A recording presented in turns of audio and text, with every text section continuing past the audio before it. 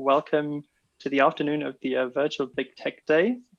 You're connected to track 3, and I hope you've all had a good lunch and you're ready for the exciting talks that we have lined up in this track. In the afternoon, the first talk, the one which you're connected to now, is given by Rafael Winterhalter. Hi, good. Thanks for having me. Thanks for being here. So who is Rafael? The one that you can see now.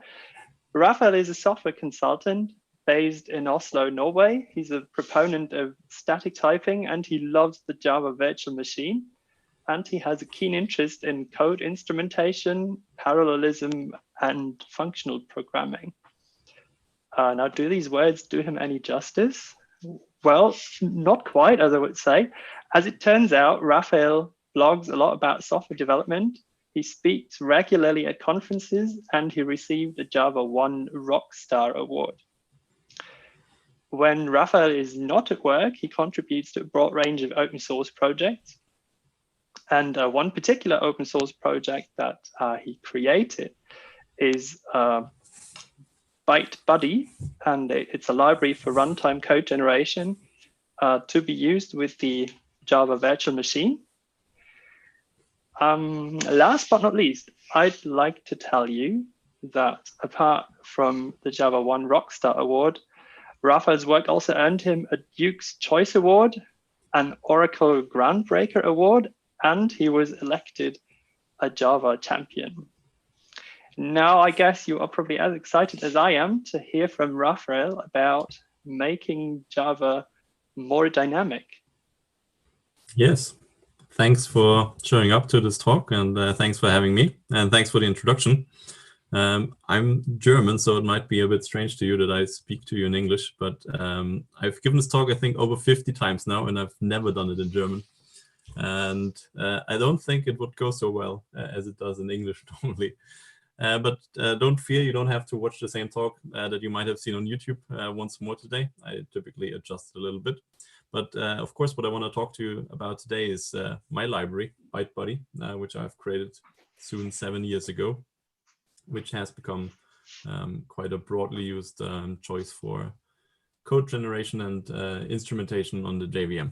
And so what I want to do today is not only to show you the APIs and so, but first I want to establish why code generation and instrumentation is so widely used on the JVM.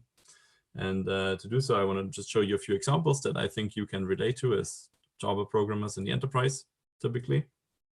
And then show you how code generation makes the scope of libraries that we see every day in the JVM space feasible, and also how new approaches like Graal and so forth are potentially changing this in the future, and what we have to look into to further the Java space and the library space.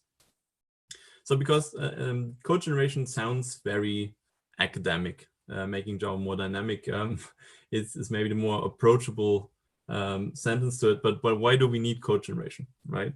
And to understand that, I just want you to think of a very simple example of a library that you might want to create, and it's voluntarily aligned with what Spring Security does, so approximately. So let's say you want to implement a library that defines just one annotation, secured, that has a simple property called user, and then you have some user holder object where you can set what user is currently logged in. So now you want to implement a library that basically protects all annotated methods to check if the currently logged in user is like what you find in the holder object, right? So let's say you have a service and it has this very important method that you don't want to be triggered accidentally, and you don't want to make it accessible to an attacker under no circumstances if they find like a code path through your application where you might end up there without being authenticated. So you only want administrators to trigger this method. So how would you implement this library, right? How would this work? Because to the JVM, annotations are just metadata. The JVM doesn't even load annotation data, doesn't process them. So how do all these frameworks do this? The problem if you implement a library like this, so if you want to implement a library like this, is that you implement a generic framework. You don't know what types you want to be able to secure in the long run, right? So even if your framework offers you to secure a class, then the framework doesn't know about the service. Of course not. Spring Security, for example, doesn't know about your code that you're writing. It doesn't know about Hibernate, doesn't know about your beans. All these libraries don't know what you're coding with. But you have two separate jars, right? You compile them separately, and you compile the framework independently of your end user application. And only at runtime, these two come together. So only at runtime, the framework discovers the service, and then the jar boundaries don't matter anymore. Only at runtime, you can kind of fuse these two pieces of logic to work together, and only at runtime, you can apply certain actions that you couldn't do in compile time, because of course the framework doesn't know about the end user application, and the end user application knows about the library, but it's the wrong way for this kind of logic to work. And this is basically what gave code generation frameworks a big place in the Java ecosystem. That's why Spring picked it up for everything they do. That's why Hibernate picks it up and uses it for everything they do. That's why Mockito uses it, and all these libraries that you use in your daily life. You have to wait until runtime before you can kind of adjust the service class and the method we have annotated to implement the logic that we intended it to implement by adding this annotation. And how does this work? Let's say you have the service class. Then in the easiest case, you just take the method and you add some code at runtime. So you just take the method, and in the beginning of it, you would just check if the current user equals the admin value that we put into the annotation. And if we don't see that those match up, then we just throw an exception. As a consequence, the critical code path will never be triggered.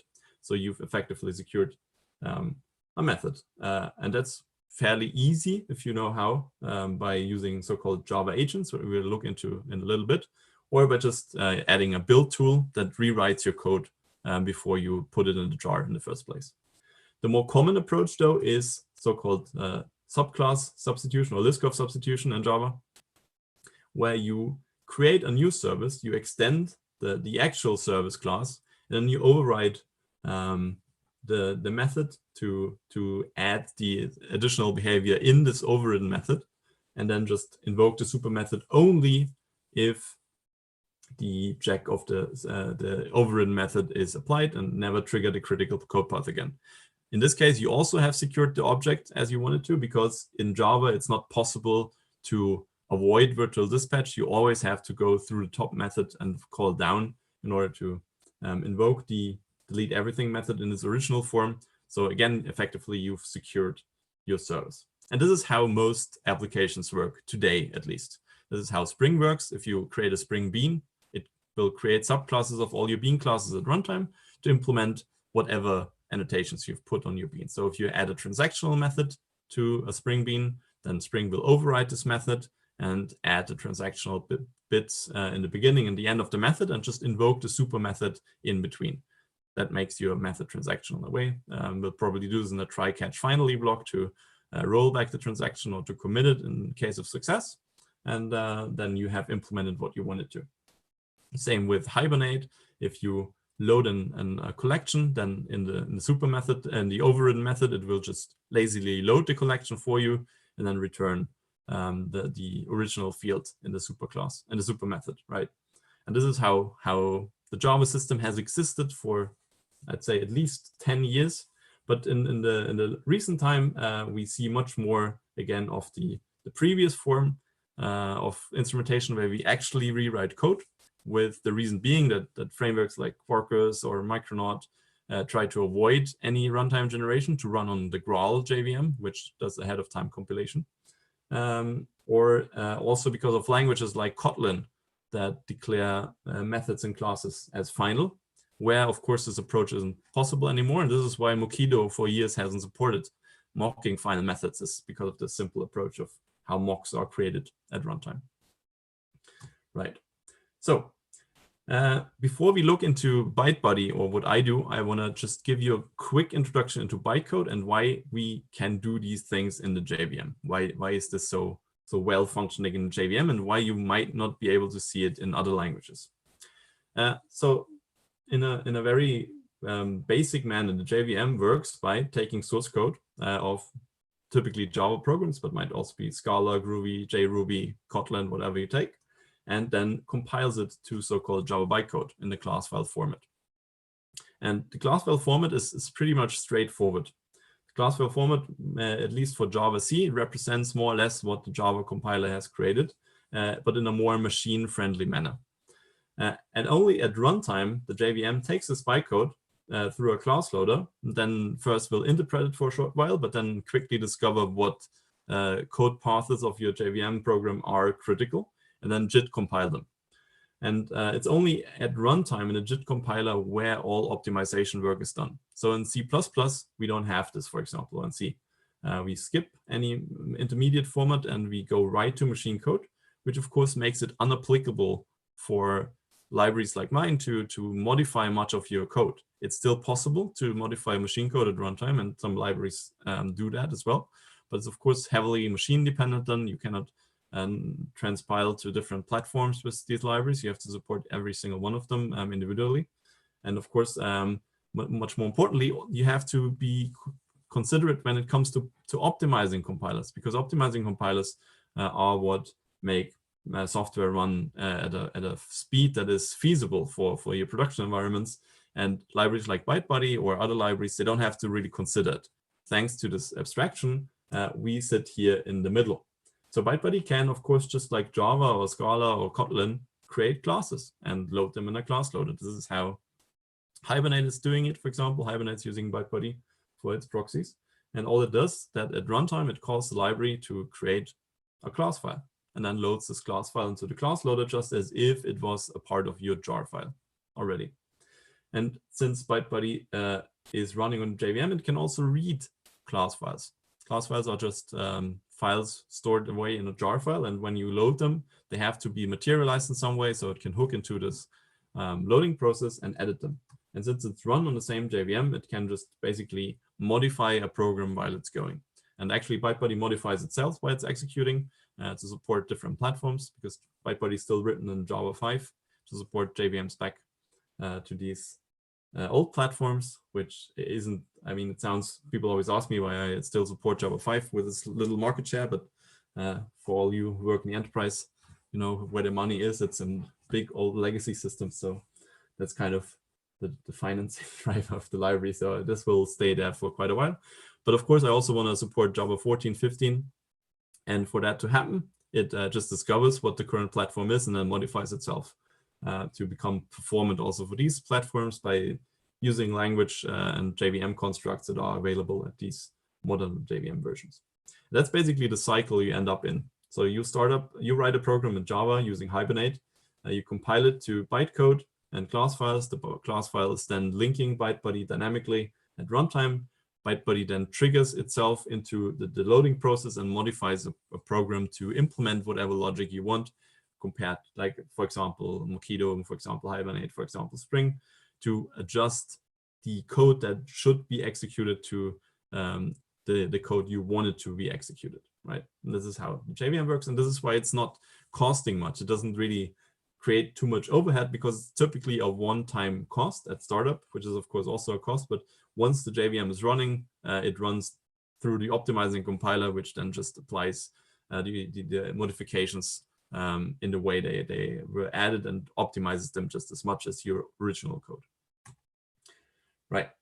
So, and people often think that reflection is the way to do this and that you wouldn't need bytecode instrumentation, but of course reflection is untyped, and with code generation, libraries can retain your type system, because if you use a Spring Bean, you can just invoke your own code, your own types, and Spring weaves around your own type. You can of course invoke your types using reflection, or then have Spring substituted with some other type and create the same signatures on them. But in this case, you would never know at compile time if your program would still statically compile. So using ByteBuddy or code generation in general, you get the best of both worlds. You can avoid reflection to generify behavior and also retain your type system, because as you see here, yeah, this is not typed, and it's neither fail fast. So if a type system fails, it fails at compile time. If reflection fails, it will fail at runtime. So code generation is a way to avoid reflection for all the benefits. Yeah, you can of course also do it yourself. This is also what a lot of people prefer, and I also understand why you don't want the complexity of code generation in your programs. Why not just paste this into your code? But the idea is scalability. You don't want to need to paste this everywhere, right? And the more complex your annotations and your annotation logic becomes, the more convenient it is to just basically sprinkle it around, and also to avoid that all this domain non-domain logic leaks into your actual domain code. But for small things, I myself prefer that way. But this is why enterprise frameworks rather prefer aspect-oriented programming and code generation to avoid this copy pasting all around, right? So as a matter of fact, code generation in this sense is very common in untyped languages because it's so obvious. Let's think of the React framework for JavaScript. If you create a React component, then you invoke your own methods on this component. But what happens actually is, and this is how React knows that you, for example, change a value and can trigger a front-end re-rendering automatically of this subcomponent, is that React can just substitute your methods easily. So if you invoke a JavaScript method, you don't really know if that's still your object. This service can just be a new object that defines by accident all the same signatures that you have defined originally by processing all the properties that were set on your instance of the object, and then just replaces it to insert its own hooks. So in the JavaScript space, you basically see no single framework that doesn't use this approach of wrapping itself around user objects. And basically code generation is the means to achieve the same in Java. It's much more complicated, of course, because you have to adhere to the static and strict type system that Java implements, and the JVM, even more importantly, implements. But thanks to the possibility of doing so, you can basically achieve what's already common in every untyped language, be it JavaScript, be it Python, be it Ruby. They all do that, right? Yeah. So it's become omnipresent. That's why also I give this talk. Code generation normally isn't anything you ever have to work with directly unless you're writing a framework. But I think it is very important to understand why it's there, that it's there, and how you could use it yourself if you wanted to abstract over behavior, because that's what code generation allows you to do. It's an approach to meta programming on the JVM that doesn't use erasure types like reflection does, where you can only runtime check if your logic still works. All right. So even the OpenJDK, by the way, uses runtime code generation for implementing Lambda expressions. Lambda objects aren't inserted into the JVM. And the reason for that is that they want to be able to switch out the behavior at some point if they find a better way to do it in the future. By delaying things to runtime, you can, of course, simplify upgrades in a way that you only have to update a library. You don't have to update all the code that might have used a static code generator, where all the static code is already in some jar file that isn't maintained anymore. So that's why it's also becoming more accepted by many to do these things at runtime. Yes. One thing I should mention with code generation, and it's because it's still, I mean, Stack Overflow is a great platform, but it also retains answers from 10 years ago on a high level. So if you Google for code generation, you often end up with people trying to speed up software using code generation, and that's just a myth. The JVM, I just told you before, the JIT compiler is optimizing your code already.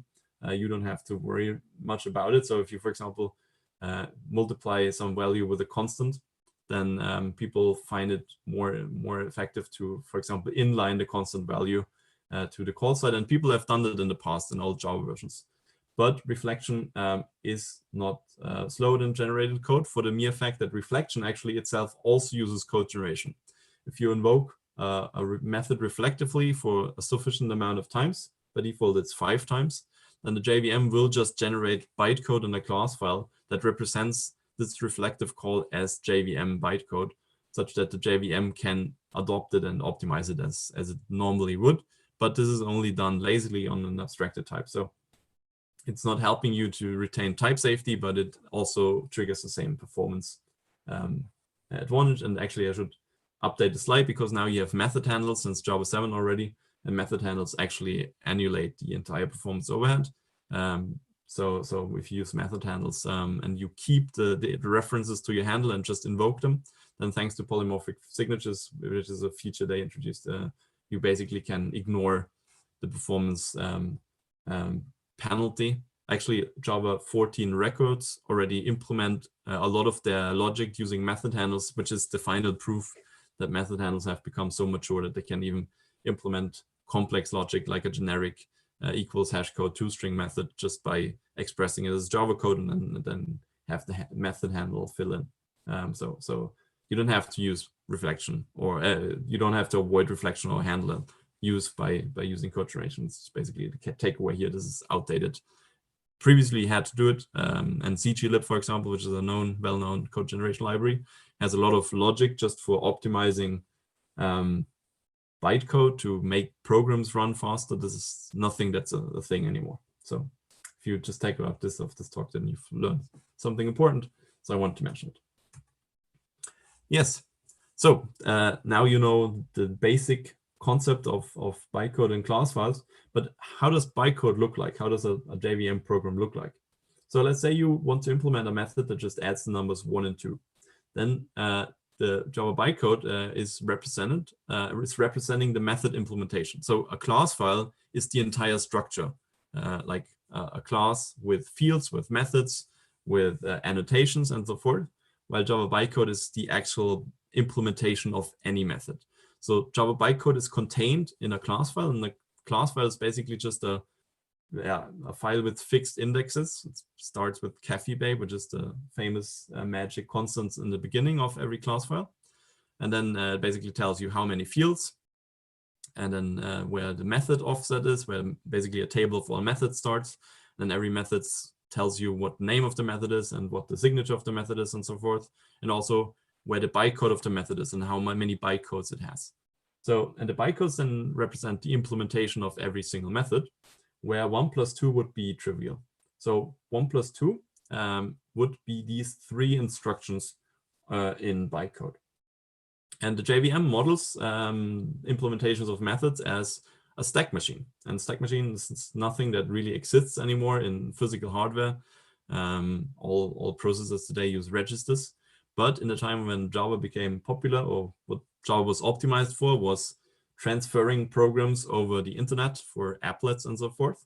And stack machine bytecode is much more compact because it has an implicit reference to what target any instruction has. A stack machine always references the top of a stack, while a register-based machine, for a register-based machine, you have to reference the register's address for every single instruction. So bytecode for register-based machines are typically twice as long as stack-based bytecode. And this is something that doesn't make sense anymore today, but you do, of course, have the legacy that bytecode can't just be changed without breaking backwards compatibility. So, but what this means is that every bytecode instruction always references the top of an operand stack, and every method always starts out with an empty operand stack. So by saying iconst 1, if you execute this instruction, you push the value 1 onto the top of the stack, then you push the value 2 on top of the stack, then you pop the 2 top values with iadd and push back the sum, which is 3. And then the iReturn statement basically pops the top value of the stack and returns the value to the caller. So if you have a method 1 + 2, you compile it to a class file, then you will find these byte sequence. This byte sequence will be somewhere in your class file, which isn't quite true because 1 + 2 is actually one of the few optimizations that Java C is already folding. But if one of those would be a variable, then you would find similar bytecode to that. So if you open your class file with a hex editor, you would then normally find 04, 05, 60 AC somewhere in the sequence. And that's the bytecode of the method. So code generation libraries, all they do is they have to create byte arrays that contain these bytes at the right position. And all this is defined by the Java Virtual Machine specification, which is openly available, which is standardized, and which every single JVM in the world needs to fulfill to be able to call itself a JVM.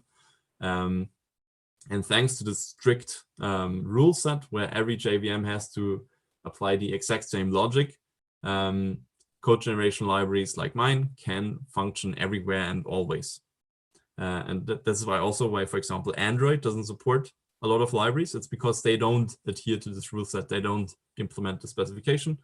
And that's why also there's so many arguments, because of course it's a big advantage if everybody does things similarly, then you can allow for such meta programming without breaking a lot of apps. If it would just, if things like ByteBuddy would only support 25% of all JVMs, then of course libraries like Spring would consider this and not use meta programming for things, and then definitely offer less functionality. And you can of course argue if that's a good thing or a bad thing, but of course the effects of standardization are reflected in the library landscape. So that's the whole motivation of Oracle to keep things so strictly standardized. It's to not have a divergence of libraries and so forth. And that's why these two companies fight so hard about how you can use Java and what's legal use of Java, right? All right, so how would you go on to create a Java class like this? Of course, you could just read the spec and place bytes in an array in the right positions, but that's tedious. It's a lot of boring work that you would need to do. But libraries like mainly Asm have obviated this need. So Asm basically has a visitation API where you first create a class visitor, then you just tell the class visitor what you want to do. You say like, I want to create a class named that and that, and with these super interfaces and so forth, and these methods. And then basically Asm appends them. You have to invoke these methods in the right order, so that's very order sensitive. And then it just adds the bytes to a byte array in a meaningful way, right? So, and once you define a method, you get in return a method visitor, and then you just tell Asm what bytecodes you want to add to this method. And then you can say, I want to add iconst1, iconst2, I add, I return. And in the end, you will have a byte array that represents the class that implements this method for you. So now you've done it manually, but without all the housekeeping that you have to do. The disadvantage, it has a visitor API where you have to do things in the right order. And it has a tree API where you can actually adjust the order afterwards. So then you can easily add something to the beginning of the method, even after you already implement a method. But it comes with a lot of overhead at runtime, and that's why a few people use it, but it's convenient for learning or non-performance sensitive things. Yes. The disadvantage of Asm is that it's fully untyped, so you can play any nonsense to Asm and it will still create a byte array that then will fail to load at runtime. Because, for example, if you forget to add the iReturn part of the method, then the method will just fall off the cliff in the end. And thankfully, Java or JVM has a bytecode verifier. So whenever you load a class, the bytecode verifier will assure that all bytecodes are logical Java code or JVM code and can be executed without being able to fail. Then you will get one of these dreaded verifier errors on runtime. But if you disable the verifier, the JVM will just load your bytecode, also your broken bytecode, and then hard crash. So then basically the interpreter will just fall off the cliff and it will start to iReturn. Basically everything that comes after iAdd will then just still be read as bytecode and will just execute random code until you access illegal memory and it seg faults, right? And because it's so easy to make these mistakes, Asm is very popular, but it's not used by many things. I have these overview slides. They're more for reading afterwards than for going through. And since we only have 50 minutes, I'll skip them. But if you want to read the slide set, then just find it there and see a few reasons why Asm typically isn't the right choice if you actually want to create bytecode. But Asm is great for people like me because ByteBuddy also uses Asm to do all the housekeeping. Asm is a great library, but it's complicated. As an alternative to Asm, to avoid all this manual playing of bytecodes to an array, JavaSys came along after a while. So JavaSys, what's a great way to implement Java code, bytecode at runtime? It's Java code, right? Let's just let people write strings as Java code, and then at runtime we compile them together and implement the logic they represent.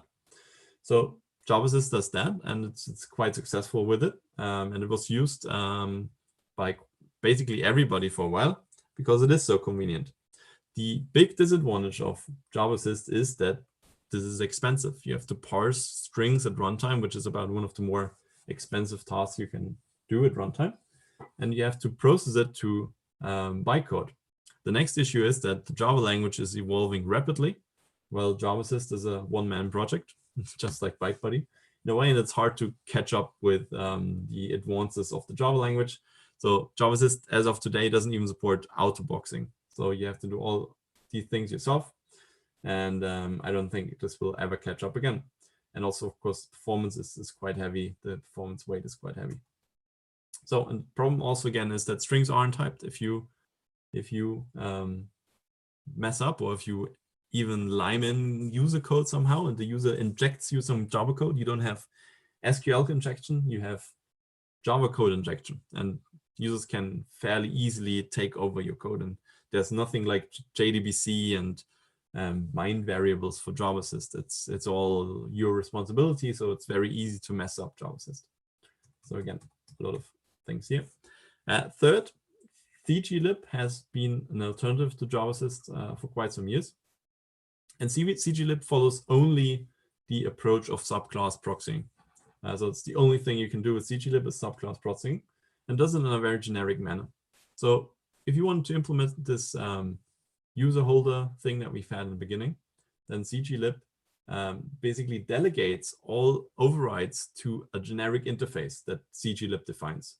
So whenever you want to intercept a method, you'll have this callback part where you'll get this instance, you'll get the method you overrode, you get the arguments to this method, and you get a method proxy to being able to invoke super methods. And then you just return what value you wanted to implement, to return from the overridden method. So what CGlib will then just do, you can get the admin annotation from method, right? You can get the super method call from this proxy. And then CGlib just basically invokes the instance that you have defined of this method interceptor, provides this method, provides the reference to the method, provides the object, and then provides this method proxy. And the method proxy is important because, as I mentioned before, the only way to invoke a super method is from within a class. So in order to being able to do this, you have to basically externalize the super method call. This is why CGlib actually creates quite a lot of code to even do simple proxies, but it works quite nicely. The problem of CGlib is that it's very generic. You'll get an object array of arguments and you return a boxed object. So even if you have just a single integer, primitive integer argument, you'll have to box the integer into an integer wrapper, and then you have to box the integer wrapper in an object array. Then if the return value is also a primitive integer, then you again have to box this primitive. And that's why CGlib, if you invoke it in a tight loop, can be very expensive. But all in all, it works nicely. But it's also a deserted library. I've tried to maintain CGlib for a while, but in the end, frustration prevailed, and I started ByteBuddy because of it. CGlib has been around for 20 years, almost over 20 years now, actually. And it shows its age. So I found it was time to do something new. And this is where ByteBuddy came into play. Yeah, have these again. So ByteBuddy, first of all, wants to make instrumentation code more readable. That's, I'd say, the prime target of the library.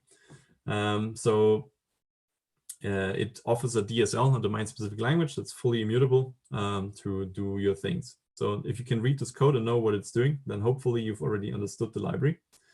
So what you say, like, for example, you want a subclass object. So ByteBuddy is the entry point to the library for all entries. You say subclass object. Then I want to take all methods named toString.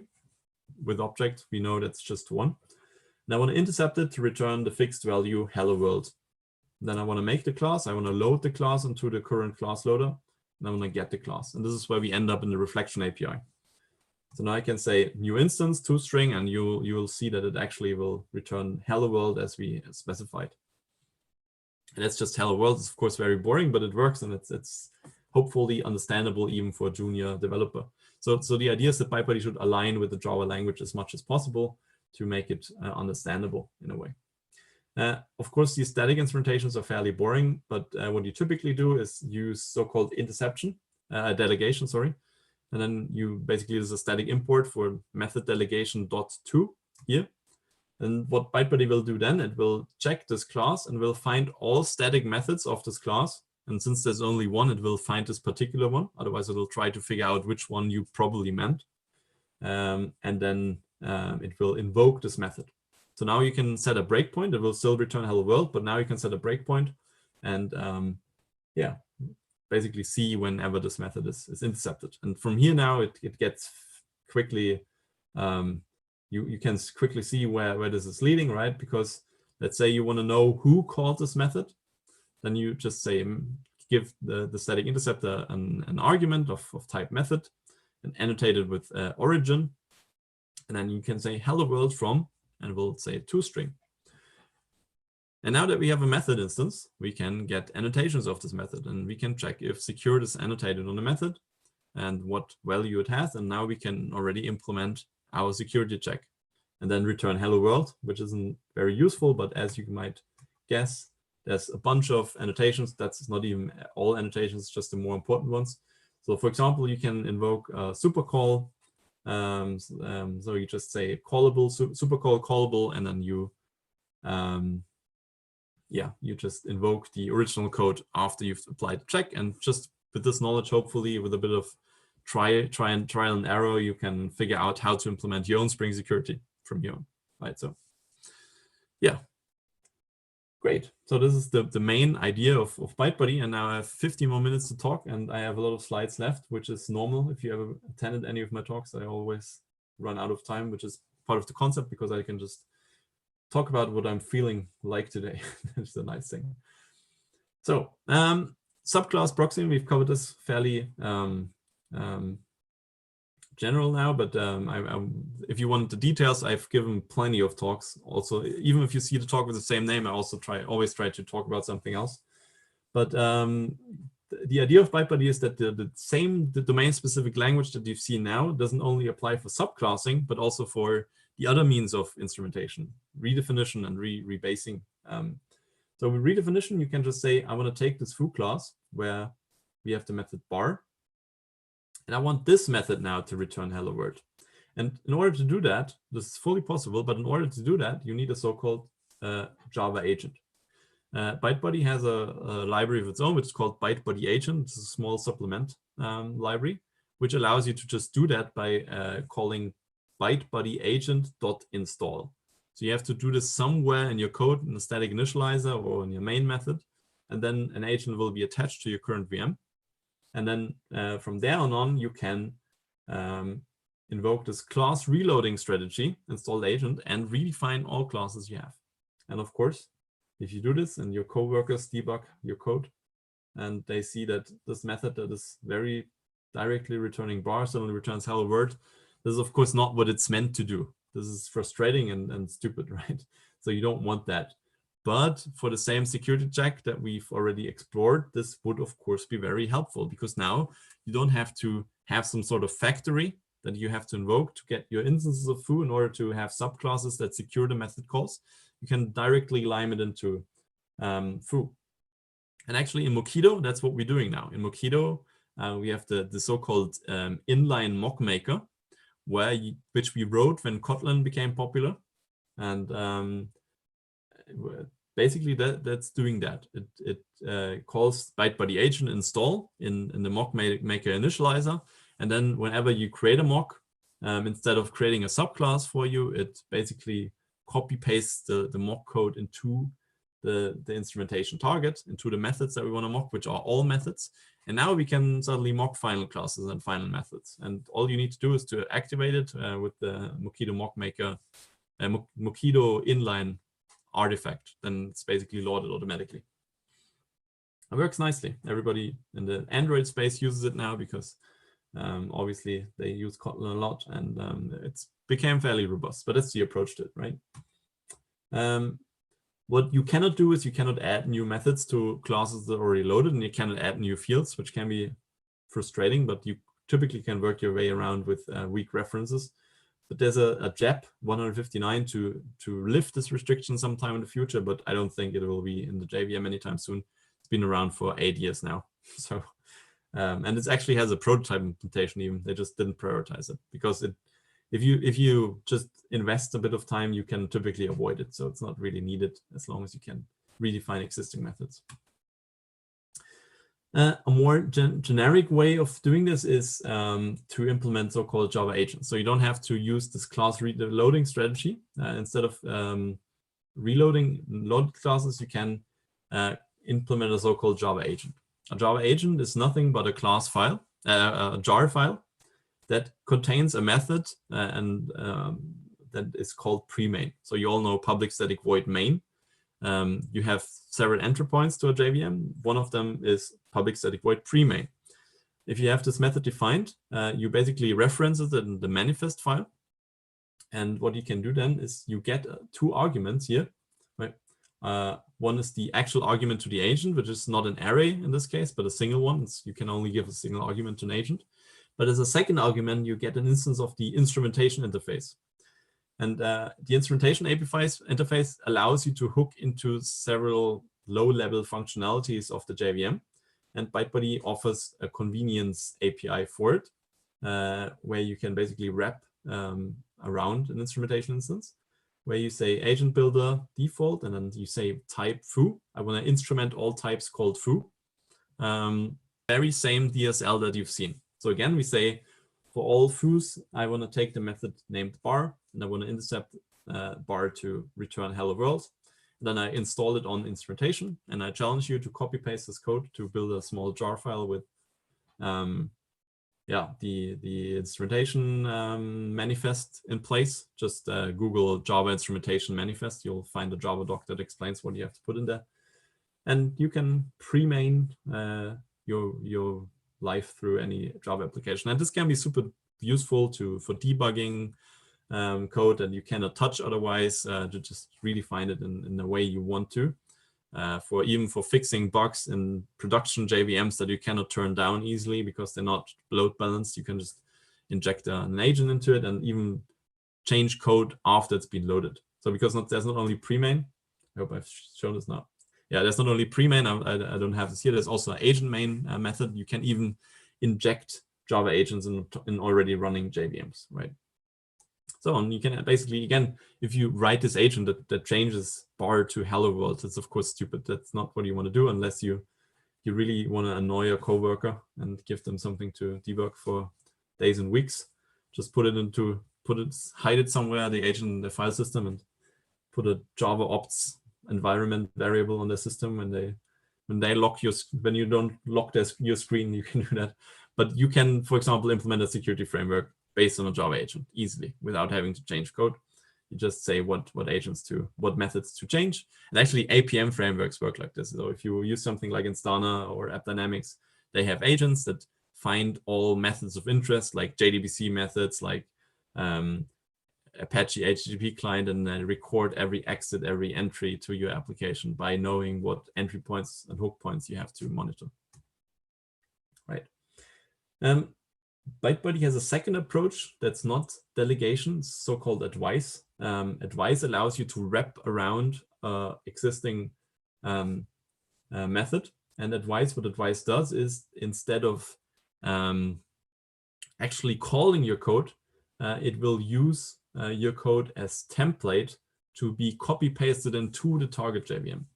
So if you write this advice code and you basically just write enter, system nanotime, exit something, then you can specify in ByteBuddy like that you want to take the foo class, and then just like JavaSys, ByteBuddy will take your code and copy paste it in here. It will just, instead of returning it from a method that doesn't even exist anymore, we'll just store the return value in a temporary variable. Then we'll do the same with the exit. We'll first copy the return value to the temporary variable 2, and then copy paste the exit value at the same time.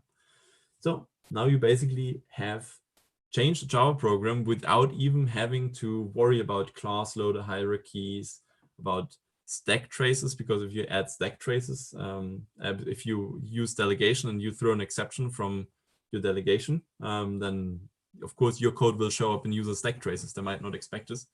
And using it twice, basically you can do the same as you can do in JavaSys, just that you can actually write Java code that is compile time checked. This has to compile, otherwise it won't be generated. And ByteBuddy doesn't have to parse strings at runtime and interpret Java code. You can take the bytecode and translate it basically to what you're doing. And this is what APM tools are using, and Sona's using this, Datadog is using it. Yeah, more and more people adopt it because it's a very convenient way of modifying code by actually writing Java code as a templating engine. All right, I have 5 minutes left. Let's see, I might jump over a few things.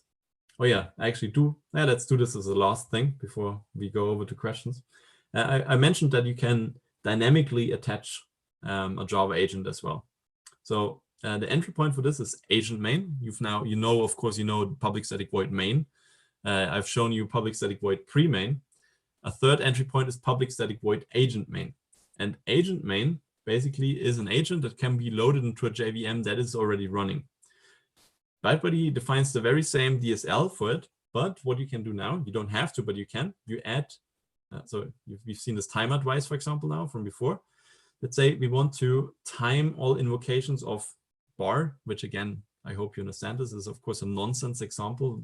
Doesn't make sense to time returning of a fixed value, but if you want to debug some program that you suspect takes a lot of time in some method, but it only is reproducible after JVM has run for a month. So now you want to look into it. So you add this very same public static as this println time advice that we've just looked into. You can attach this agent main agent, and you just add redefinition strategy, retransformation. So what ByteBuddy will do then, it will find all classes on your JVM that are already loaded that are named foo, will retransform them to include this timer advice for all of their methods that are named bar. And again, don't take my word for it, try it out. And yeah, so what you can do then is you take a Java process, an entirely separate Java process, and then you use ByteBuddy agent to tell ByteBuddy agent what process ID and what jar file you want to attach to this process ID, and then it does all the work for you. So basically then takes this jar file, applies this code for you, and adjusts everything by the time advice. All right, now I only have 3 minutes left, so don't get scared. I'll jump through a lot now because this is my, can mention this. You can also do build time instrumentation. What you do then, you implement a plugin, and again, same DSL. Then you can run it through Maven. It will change your code, or you can run it through Gradle. We'll apply the same code. And again, same DSL, same changes, and then you can modify your code. The disadvantage is that you can only modify your code. You cannot modify JVM code. You couldn't redefine JavaLang thread or HTTP URL connection, what a lot of tools want to do. That's why they use agents to do so, because there you don't have any limit really. You can even attempt, there's a few classes you shouldn't really touch, like JavaLang object, JavaLang string, and the wrapper types, but other than that, you can really mingle with any code. Yes, so that's it for me. Thank you so much for coming. I'm Rafael, as I mentioned before. You can find me on Twitter if you're interested in these things. Also, if you have questions about any of this, I unfortunately have to get my daughter out of kindergarten before 3 p.m. So I won't stay long time for questions afterwards, but you can always reach me on Twitter or per mail, or if you really want to, if you have something long, I want to post some code. You can find ByteBuddy on GitHub, and you can find online, or you can check out Documents for J, which is another library I maintain for adopting to MS Office from Java programs. I just pick the fun stuff for my free time. So, but it's also becoming a growing library. You happily can check out. And I'll be here for 5 more minutes for questions. So then please shoot. So Rafael, thanks a lot for the talk. It's been densely packed with information and a bit of magic sprinkled all over it, or actually lots of magic sprinkled all over it. So there is one question that has come in through the audience, and I'll just read it out. I've been trying to insert instrumentation in Java classes using ByteBuddy. That is, emit a log message every time a put field instruction is executed. I did not find a way doing this in ByteBuddy without falling down to the ASM level. Now, is there a way, or is this out of scope for ByteBuddy?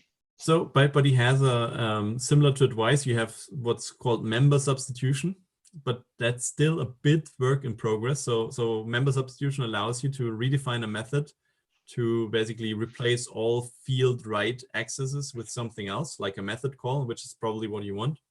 So if you want to do this, then member substitution is what you're looking for. So I'm not a big fan of in-method substitution because methods bodies change much more rapidly than method signatures. So I typically recommend all customers of mine to use Advice rather than member substitution, like rather instrument the method you want to substitute rather than the method that calls the substitute method. But if you really have a need for that, that's the way to go. If you want to do very detailed manipulations, I haven't yet found a way that's more reliable than ASM to do so. And as long as that's the case, I don't really want to offer it and basically commit to maintaining it for the rest of the lifetime of ByteBuddy. But member substitution admittedly can be extended and will be extended. I just need to find the time for it, or rather the funding for it, because I can't use infinitive amounts of time either, right? But it's slowly growing, and if that's something you really need, like for commercial project, then just please get in touch and I'll prioritize it. But yeah, if you want to do very detailed edits, then I think at some point you have to fall back to ASM. I know JavaSys has like all these shortcuts like insert code at line that and that, or replace code at line that and that. But if a minor update of a library just adds a white line somewhere, right, this won't work anymore. And my experience is that these JavaSys line and in code substitutions, they cause so much trouble. So I kind of want to avoid them because I know that if you're maintaining an open source library, the trouble that people have with the library always comes back to you at some point. So I'm trying to be the reasonable person here and try to make it so solid as I can before I release it. But yeah, member substitution though allows you to get like a good compromise between manually editing it and getting the automation, because you can then really tell it, I want to change an instruction here, and here's the instructions I want to enter instead. But yeah, so that's where I'm at in the moment. But yeah, try member substitution, or if you have a concrete example, just get in touch and I'll look into it, of course. There has been another question coming in, and I think Rafael, we have 2-3 more minutes before you need to run off to answer that one. Okay. Yeah, maybe 50 more minutes, but I'll try to be in Slack for 10 minutes before I have to run. All right. But let's get hands on perhaps the last question interactively. And that question is by Gerhard Gossen, and he is asking, can I uninject a runtime agent and undo its changes? That is, revert the original code. Yeah, so if you do it with ByteBuddy and the agent builder, then ByteBuddy, if you call install on, returns something that's called a resettable class file transformer. And if you call .reset on it, then it will undo all the changes. Trivially, you can just like have some logic to hook out yourself, but there's no generic mechanism in the JVM to tell an agent to unhook. Once the pre-main method completes or the agent main method completes, you're basically done with the agent. Well, what you can do is, of course, you can register a JMX endpoint or bind an HTTP port. And once you call this port, it basically allows you to trigger more logic, but you have to take care of it yourself. There's no built-in mechanism. But ByteBuddy said at least allows you convenience. In the worst case, you just register an HTTP server. And once the secret password comes through to the server, then you call transformer reset and everything's undone. Yeah. All right. So let's leave it with these two questions. As Rafael said, he'll have to run away, but he will be back later on Slack. So if you do have a question that comes to your mind later on, just put it in Slack in the track 3 channel. Or perhaps even better, just send Rafael a direct message via Twitter. Yeah, DMs are open, so just get in touch. So with that, I'd like to say thanks very much on behalf of TNG, on behalf of the audience. And I think I'll just quote something that has been written in the Q&A tool. ByteBuddy is beautiful work. Thank you. And also thank you for the talk. Thank you. Appreciate it. Cheers. Stay healthy and see you around. Bye-bye. Bye-bye.